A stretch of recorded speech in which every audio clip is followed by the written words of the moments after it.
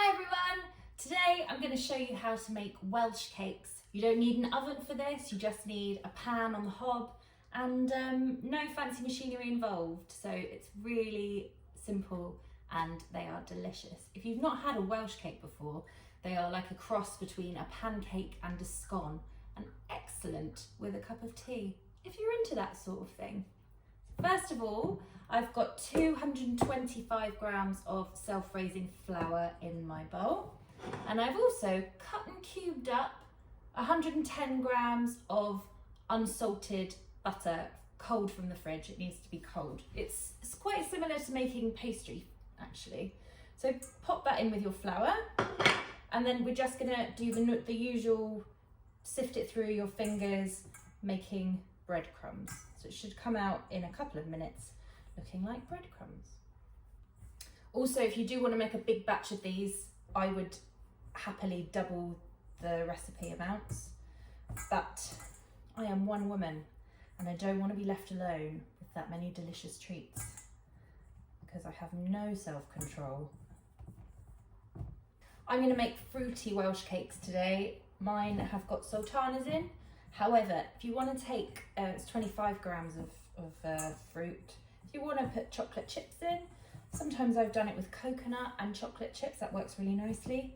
Cherries, anything really, nuts, anything your heart desires would go nicely in here.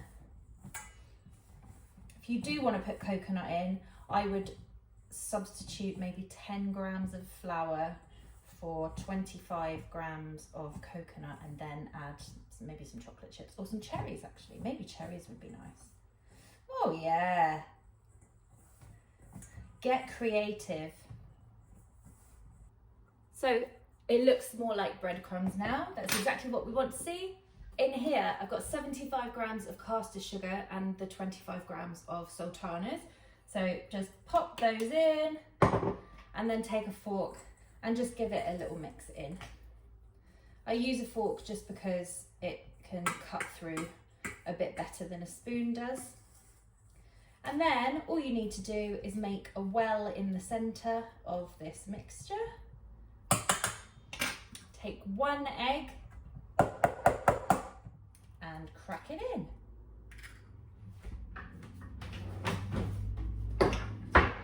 And then again, just take it round with your fork until it comes into a dough. At this point, maybe if you've got a small egg, you might need to add a tablespoon of milk, but we'll try and get it into a dough and work out what we need from there. I think this egg should be okay actually. When it's almost there, you can take your hand and just kind of press it into a nice dough.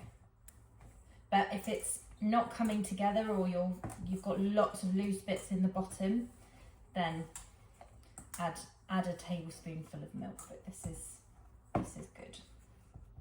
So that's come together now as a nice dough. At this point, take a pan. If you have a griddle, I mean it's an old pan as you can see, but it's a non-stick one. If you have one of those nice slate kind of griddles, that's perfect. I wouldn't recommend using one of the griddles that has the slats on it, just because that might make things a bit tricky to flip your Welsh cakes over. I'm going to put that on the hob now to preheat that one. And I'm going to put it on a medium heat. You don't want them to burn when they go on, you want them to be able to warm all the way through. A medium heat will be perfect for that. And while that's warming up, I'm going to take a bit of flour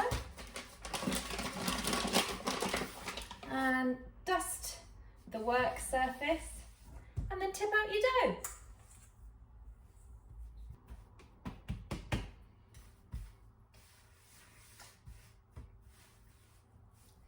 And I'm just working it a tiny amount, just a couple of pushes just to make it nice and smooth.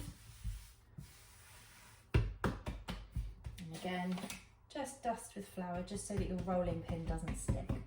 And then we're just going to roll it out to about 5 millimeters thick. Because of the self-raising flour, it does puff up slightly. So 5 millimeters thick is perfect. And this is the point as well where you can, I'm using just a circular cutter here. There's stars on the other side.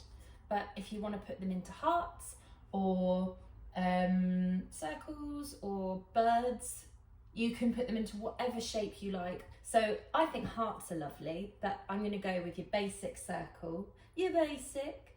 So just cut them out. Simple as that. These are a really great, quick thing to do if you've got someone popping over. Just to have with a cup of tea. It's a bit different to a biscuit. And they are very, very Moorish. And we're not going to waste this bit that's spare. No, no, no. We're going to roll out some more. We'll do that in a second.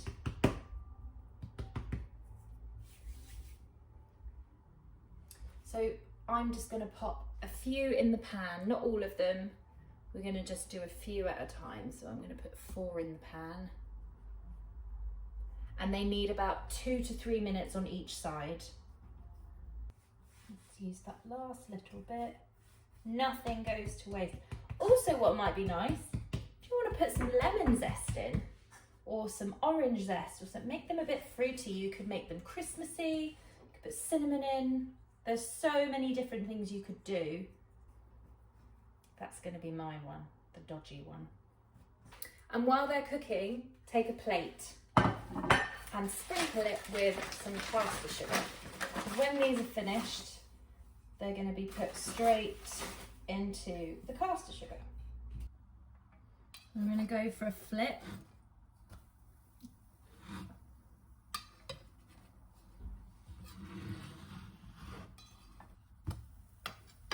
It's okay if they break slightly. You can just be a bit more cautious than I am with them, but that's okay. We'll give them another go on that side again shortly. They smell nice. Oh, that's a good one. I'm just going to put that back on that side. It might take a couple of goes to get them right. It doesn't matter if they've got little cracks in them because they still taste really nice. So now this one, I'm going to take and pop into the caster sugar. And I'm just going to sprinkle some over that side like that.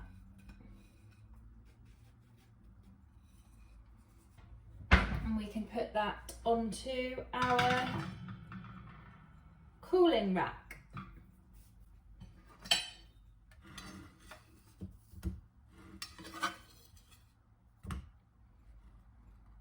So you can see the ones that have cracked. Oh, that one might be burning now. Yeah, that one's.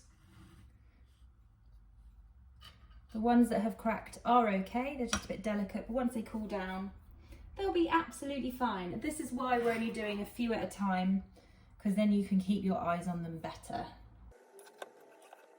And then we're just going to keep going.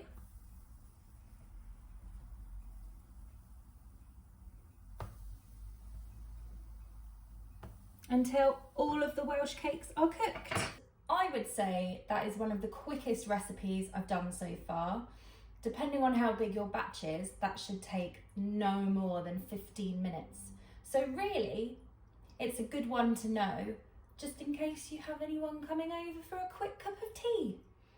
So yeah, make yourself a tea if you're not too hot like me, and enjoy the lovely Welsh cakes.